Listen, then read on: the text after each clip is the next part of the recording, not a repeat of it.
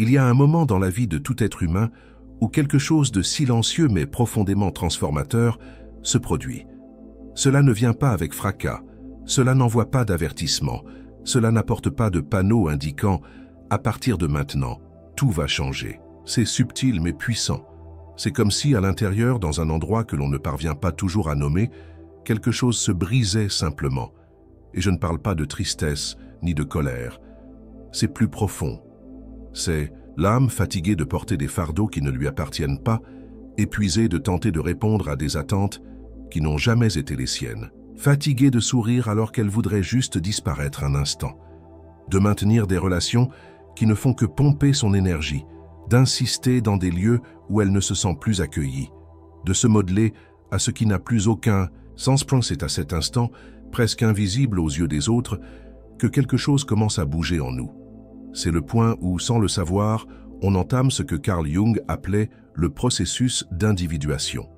C'est quand le masque commence à tomber et que le vrai moi, celui que l'on étouffe depuis bien longtemps, commence à émerger. Et attention, ce n'est pas un moment spectaculaire.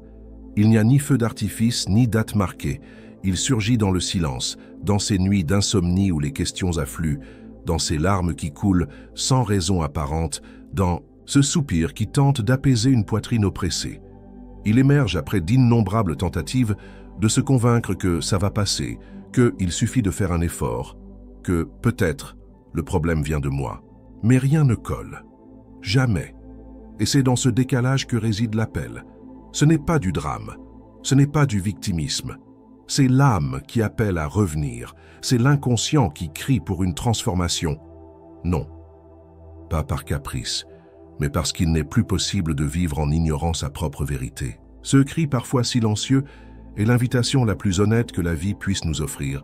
Revenir chez soi, revenir à l'intérieur, se réapproprier. Et ce faisant, inévitablement, on commence à dire « assez ». Assez de se rétrécir, pour rentrer dans le moule. Assez de faire semblant que tout va bien. Assez de vivre à moitié. Dire « assez », ce n'est pas de la révolte, c'est du courage. C'est l'amour de soi dans sa forme la plus pure. C'est déclarer, même avec la peur au ventre, que l'on mérite mieux. Non par arrogance, mais parce qu'on a enfin compris sa propre valeur. Mais si c'est si nécessaire, pourquoi est-ce si difficile? Jung disait que nous construisons notre identité autour de ce qui nous a le plus blessés. Et cela fait mal à entendre. Cela fait mal parce que, bien souvent, nous avons passé des années à nourrir des histoires qui ne faisaient que renforcer la douleur. Des histoires comme « c'est comme ça »,« je n'ai pas le choix »,« je le mérite peut-être », et si je finissais seul. L'esprit s'y habitue. Et dans cette habitude, nous finissons par accepter ce que nous ne devrions jamais tolérer. Nous restons dans des relations qui nous épuisent, dans des emplois qui nous rendent malades, dans des schémas qui se répètent comme une prison invisible. Et le plus cruel, c'est qu'à un moment, en nous, nous commençons à croire que c'est normal. Mais ça ne l'est pas. L'âme, cette partie si sage et pourtant oubliée de nous-mêmes, cherche l'évolution. Elle ne supporte pas la stagnation. Elle réclame la liberté. Et pour cela, il faut traverser l'ombre. L'ombre, comme Jung nous l'a enseigné, c'est tout ce que nous avons refoulé. Ce sont des désirs, des pensées, des émotions que nous avons appris à cacher parce qu'on nous a dit qu'ils étaient mauvais, honteux, inacceptables. Mais l'ombre ne disparaît pas parce qu'on l'ignore. Elle se manifeste dans nos choix, nos schémas, nos peurs. Et quand enfin on dit assez, on affronte cette ombre. On regarde en face ce système intérieur qui nous a maintenus prisonniers pendant si longtemps. C'est dans cet affrontement que quelque chose commence à mourir. Une version de soi, construite avec peine, douleur et instinct de survie, commence à se dissoudre. Non pas parce qu'elle était fausse, mais parce qu'elle n'est plus nécessaire. Et oui, c'est douloureux, parce que ce qu'on laisse derrière soi, ce n'est pas seulement des personnes, des lieux ou des habitudes. C'est une identité entière qui ne nous sert plus. Et l'inconscient, fidèle à son instinct de protection, va tenter de nous ramener en arrière. Il va semer la peur sur notre chemin. Il va chuchoter que l'on fait une erreur. Mais ce n'est pas le cas. La peur dans ce processus n'est pas le signe d'une erreur. C'est le signe d'une transition, d'un changement. C'est l'ancien qui panique de perdre sa place. C'est l'esprit qui tente de protéger ce qui lui est familier, tandis que l'âme aspire à du neuf. La véritable bataille commence ici, entre le confort de ce qui a été et l'incertitude de ce qui pourrait être. Et si vous avez le courage d'avancer malgré la peur, quelque chose de magique se produit. Vous commencez à récupérer votre énergie, cette énergie qui, pendant des années, s'est dispersée dans des endroits qui ne vous valorisaient pas, dans des conversations qui vous vidaient, dans des situations qui demandaient plus que ce que vous pouviez donner. Jung parlait de ce moment comme d'une renaissance psychique. L'âme se réorganise. Et ce qui était flou devient plus clair. Ce qui semblait impossible commence à faire sens. Vous commencez à sentir que vous pouvez, que vous méritez, qu'il existe bel et bien un chemin et qu'il ne doit pas forcément passer par la douleur. Mais il faut résister à la tentation de revenir en arrière, car dans cette traversée, le vide surgit. Et le vide fait peur, il hurle, car il y avait quelque chose là auparavant. Une personne, une habitude, une routine, une croyance. Et maintenant, il n'y a plus rien. Cet espace blanc paraît insupportable, mais c'est en lui que le nouveau peut naître. Si vous remplissez cet espace avec n'importe quoi, juste pour ne pas faire face à la solitude, vous reviendrez au même cycle. Mais si vous avez le courage de rester, de ressentir, de vous écouter, la clarté viendra. Et avec elle, l'amour de soi.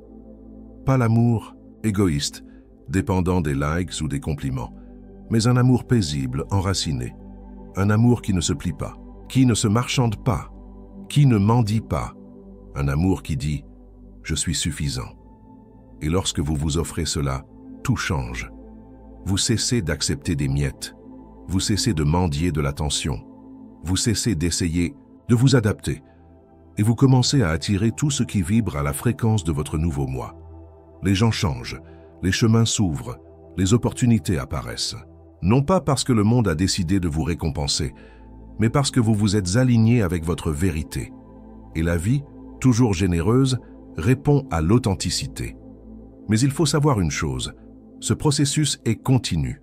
Il n'a pas de point final, car chaque fois que vous vous redécouvrez, une nouvelle couche de vous-même se révèle. Et avec elle, de nouveaux défis, de nouveaux choix, de nouvelles occasions de dire assez, encore et encore. Alors, si aujourd'hui tu en es là, si quelque chose en toi crie même tout doucement écoute, c'est peut-être ton âme qui demande à s'exprimer, c'est peut-être ton vrai moi qui cherche à naître. Ne l'ignore pas, ne le fais pas taire, car de l'autre côté de la peur, il y a une vie bien plus légère et authentique qui t'attend. Et lorsque tu commences à emprunter ce chemin, quelque chose d'encore plus puissant se produit. Tu commences à te voir autrement.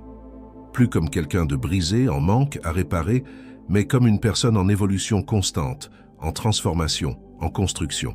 Tu commences à comprendre que toutes les douleurs, toutes les chutes, toutes les fois où le sol s'est dérobé sous tes pieds, t'ont en réalité poussé vers ce moment précis, non pas comme un châtiment, mais comme un élan.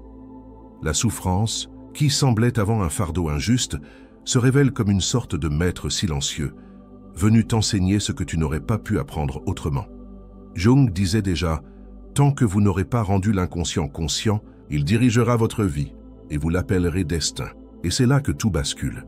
Quand tu arrêtes de vivre en pilote automatique, quand tu cesses d'être prisonnier du passé, des traumatismes non reconnus, des blessures enfouies au fond de l'âme, quand tu t'assieds face à face avec tes plaies et qu'au lieu de fuir, tu choisis de les écouter. Elles ont beaucoup à te dire. Des histoires non racontées, des émotions jamais ressenties, des désirs étouffés par la peur, la honte ou la loyauté envers les autres. Mais maintenant, c'est enfin ton tour. C'est le tour de ton âme. Peu importe les années écoulées, peu importe les masques que tu as portés. L'authenticité n'a pas de date d'expiration. Elle a seulement besoin d'un espace pour s'épanouir. Et si tu es arrivé jusqu'ici, si ces mots ont résonné en toi, si quelque chose en toi s'est remué en silence, c'est que tu es prêt à te libérer, prêt à laisser derrière toi ce qui ne te sert plus, prêt à marcher avec plus de légèreté, plus de vérité, plus de toi.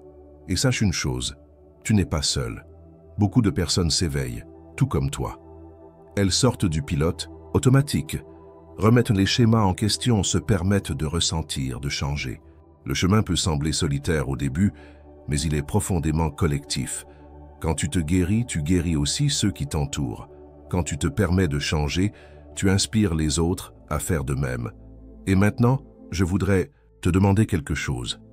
Si ce message a fait sens pour toi, s'il a touché une partie de toi qui attendait, silencieuse, d'être reconnue, alors aime cette vidéo. Ce n'est pas juste un clic, c'est un geste symbolique qui dit « Je me reconnais dans ce processus ». Et abonne-toi à la chaîne car ce n'est que le début. Le chemin est long et je veux t'accompagner à chaque pas. Je veux partager plus de réflexions, plus d'outils, plus de lumière pour t'aider à traverser l'obscurité quand elle viendra. Et elle viendra, car le chemin de la connaissance de soi n'est pas linéaire. Mais il est authentique et laisse un commentaire. Dis-moi où tu en es dans ce processus. As-tu déjà vécu ce moment de rupture? As-tu déjà senti que tu ne pouvais plus faire semblant? Que tu devais changer, même sans savoir par où commencer? Ou peut-être que tu vis cela maintenant. Et si c'est le cas, écris-le ici. Construisons ensemble un espace d'échange, de soutien, de guérison, car tu n'as pas à traverser cela seul. Le simple fait d'écrire ce que tu ressens est déjà un pas immense vers la libération. Partager ta douleur, c'est lui donner une voix, c'est l'empêcher de devenir un silence corrosif. Carl Jung croyait que la rencontre avec soi-même est l'expérience la plus terrifiante qu'un être humain puisse vivre, mais aussi la plus libératrice, car il n'y a rien de plus puissant que de se regarder dans le miroir et pour la première fois, se voir avec clarté, sans filtre, sans rôle, juste toi, entier, réel, humain et profondément digne d'amour. Tu mérites cette liberté. Tu mérites de vivre une vie à ton image et non à l'image des attentes des autres. Tu mérites la paix.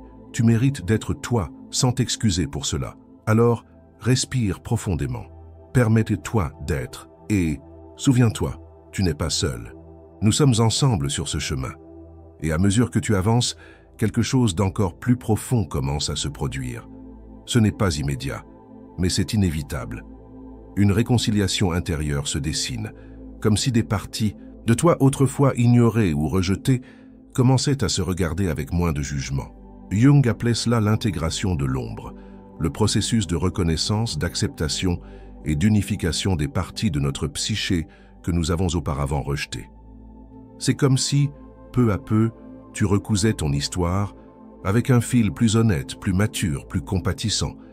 Et c'est dans ce processus que tu commences véritablement à devenir entier. Tu sais pourquoi? Parce que, pendant longtemps, tu t'es vu de manière fragmentée. Tu as essayé d'être ce qu'on attendait de toi. Tu as joué des rôles, modifié ta voix, pesé tes mots, réprimé tes émotions.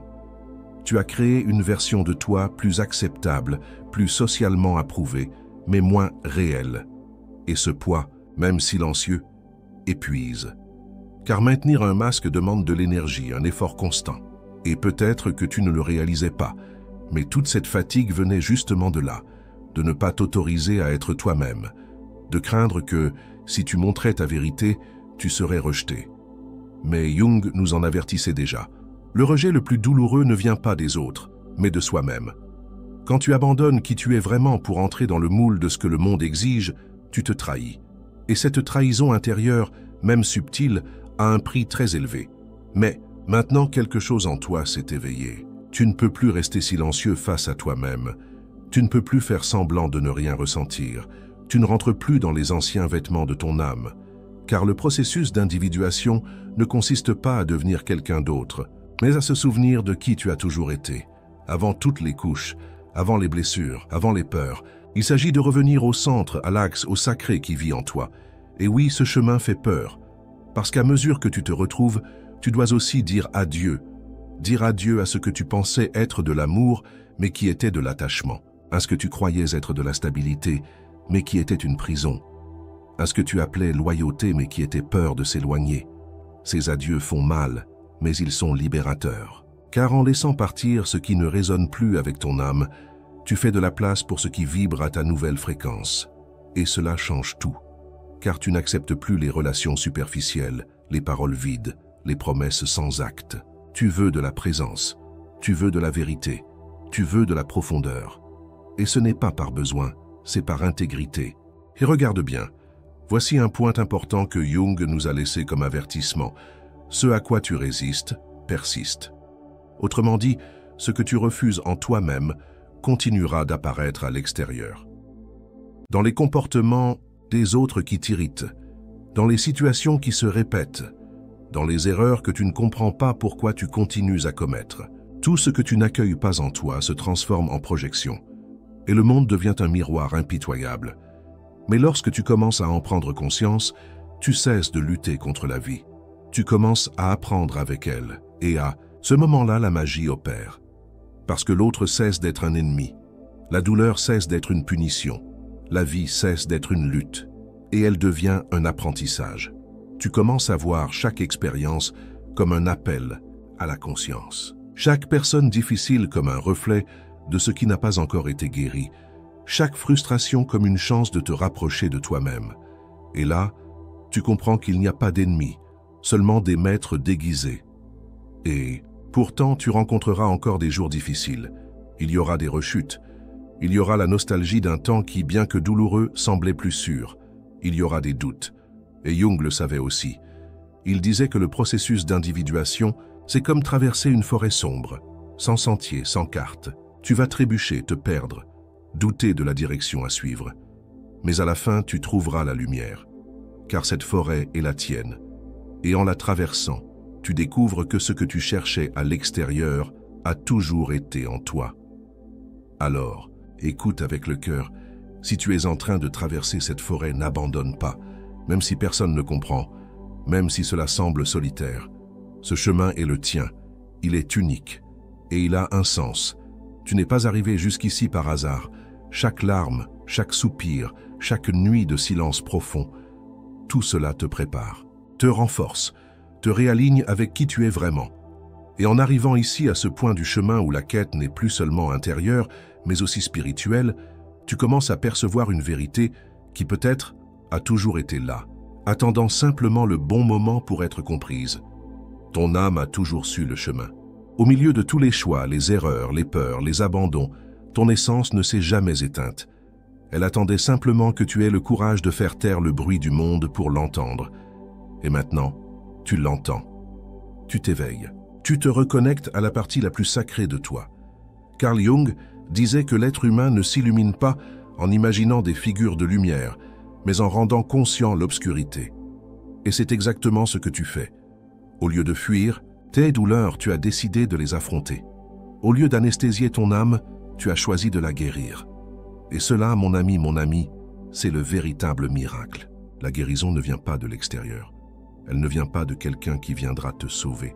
Elle naît à l'instant même où tu acceptes ta vérité, avec toutes les lumières et toutes les ombres qui existent en toi. Et c'est à partir de là que ta vie se transforme. Pas du jour au lendemain, pas de manière magique ou cinématographique, mais avec fermeté, avec conscience, avec présence. Tu commences à prendre des décisions qui te semblaient autrefois impossibles. Tu commences à poser des limites, à dire non sans culpabilité, à reconnaître ce que tu mérites et surtout à ne plus accepter moins que cela. Car maintenant tu sais que tu ne cherches plus à te remplir. Tu exprimes simplement ce que tu es déjà. Et lorsque tu vibres ainsi, l'univers répond. Les bonnes portes s'ouvrent, les bonnes personnes apparaissent, les opportunités affluent, non pas parce que quelque chose à l'extérieur a changé, mais parce que toi, tu as changé. Tu as cessé de vivre pour être accepté et tu as commencé à vivre pour être vrai. Tu as cessé de te cacher et tu as commencé à te révéler. Et dans ce processus, tu as trouvé quelque chose que beaucoup cherchent toute leur vie, la paix. La paix d'être soi, sans masque, sans armure, sans peur. Et ici, maintenant, à ce point de ton chemin, je veux te faire une dernière invitation. Une invitation qui ne vient pas de moi, mais de la vie, de l'âme, de ce qui bat à l'intérieur de toi et qui demande à être entendu. Continue. Même si la peur se manifeste, continue. Même si les doutes veulent t'arrêter, continue. Même si tu as l'impression que personne ne comprend, continue. Parce que tu as déjà commencé. Tu as déjà dit assez. Tu as déjà traversé la première obscurité. Et maintenant, tu sais que tu peux. Mais ne garde pas cela pour toi. Ce réveil qui est en train de se produire en toi peut être l'étincelle dont quelqu'un d'autre a aussi besoin. Partage cette vidéo. Envoie ce message à quelqu'un qui est au bord du gouffre, quelqu'un qui a besoin de se rappeler qu'il n'est pas seul, qu'il y a encore une issue, qu'il y a encore de la lumière. Aime cette vidéo si elle a touché ton cœur. Cela aide l'algorithme bien sûr, mais plus encore, c'est un geste symbolique montrant que tu te reconnais sur ce chemin. C'est toi qui dis au monde « Je choisis de continuer ». Abonne-toi à la chaîne pour ne pas manquer les prochaines vidéos, car ce voyage est long et je veux le faire avec toi. Et maintenant, commente ici en bas quelle partie de ce message a le plus résonné en toi. Quelle parcelle de ton âme a été touchée? Qu'est-ce qui t'a poussé à dire assez? Raconte-moi. Laisse-moi aussi t'écouter. Construisons ensemble cette communauté de personnes qui ont choisi de se transformer. Et enfin, souviens-toi, tu n'es pas seul. Tu es aimé, tu es suffisant, et tu es exactement là où tu dois être. La vie ne se trompe pas de chemin. Elle défie simplement les cœurs les plus courageux à emprunter des routes que peu osent suivre. Tu es de ceux-là. Tu fais partie de quelque chose de bien plus grand. Et ton histoire, aussi difficile soit-elle, ne définit pas qui tu es. Elle révèle la force que tu possèdes. Continue, parce que le meilleur de ton voyage est encore à venir. Merci de m'avoir écouté jusqu'ici. On se retrouve dans la prochaine vidéo.